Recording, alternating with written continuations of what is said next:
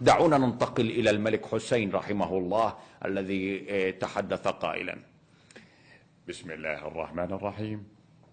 هذا شيء عظيم ومفخر لنا جميعا أن نزوركم في هذا الموقع الطيب، وإن دل على شيء فإنما يدل على تقدمكم وتميزكم، فبارك الله فيكم جميعا، يعطيكم الصحة والعافية.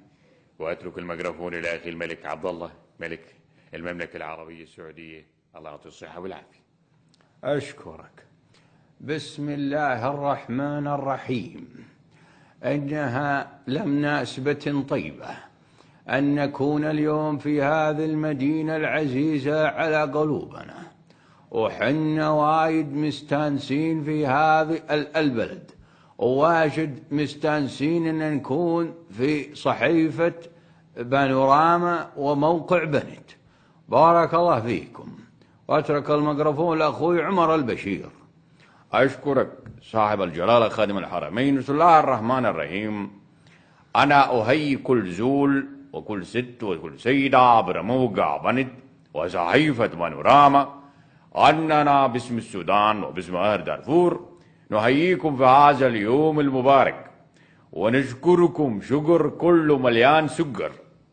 وبهالمناسبة الطيبة لقد قررنا أن نزوج كل شباب مدينة الطيبة ومشاهدي موقع بنت فتاة سودانية مجان، وإن شاء الله تنال القضية على إعجابكم وهذه الهدية على إعجابكم جميعا. مشاهدينا الأعزاء، يبدو أن القذافي يستعد الآن لإلقاء كلمته الآن. شيل الضوء والأضاءة.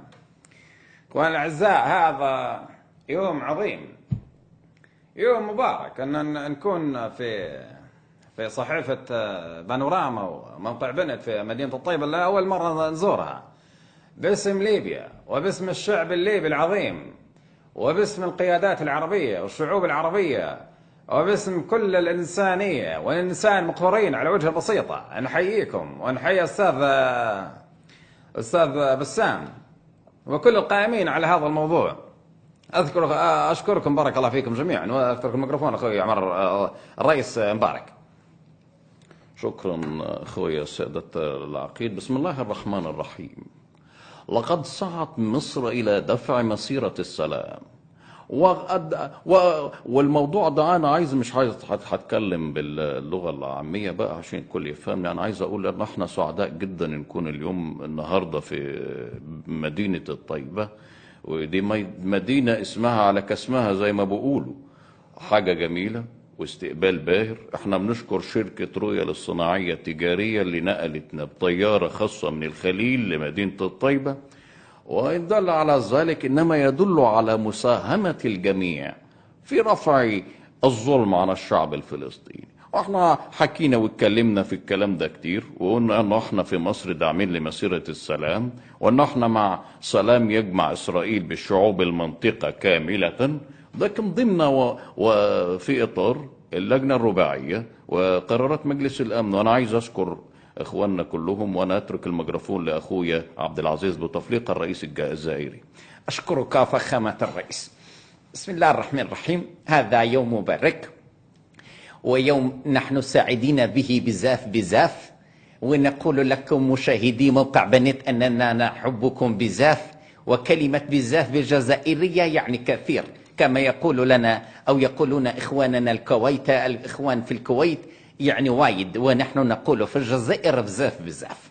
إننا في الجزائر شعب المليون شهيد نبعثوا بتحيتكم، تحيتنا لهذا الشعب العظيم وشعب فلسطين العظيمة وفلسطين التاريخية، والله يحفظكم والسلام عليكم. أترك الآن الميكروفون إلى أخي العزيز الرئيس، طبعا على غالي على قلوبنا جميعا، الرئيس الراحل ياسر عرفات رحمه الله. بسم الله الرحمن الرحيم.